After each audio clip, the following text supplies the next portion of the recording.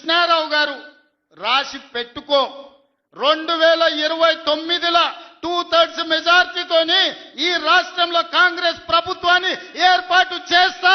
ఇదే నా సవాల్. శాతనైతే కాసుకో బిడ్డ. నీ రాజకీయం ఏందో నేను చూస్తా. నేను రాజకీయం చేసినంత కాలం ఈ కల్వకుంట చూసేటోళ్ళు కాలకుంట విషం లాంటి కేసీఆర్ కుటుంబాన్ని అధికారులకు రానివ్వను. ఇదే నా శపథం. ఇదే నా శపథం. కొడంగల్ బిడ్డగా ఈ గడ్డ మీద నుంచి నేను శపథం చేస్తున్నా. నేను రాజకీయాలలో ఉన్నంతసేపు రాబోయే ఎన్నికల్లో కేసీఆర్ కుటుంబానికి అధికారం అనేది ఇక కళ. బీఆర్ఎస్ పార్టీ కేసీఆర్ చరిత్ర గతమే. మీ పార్టీకి మీకు భవిష్యత్తు లేదు.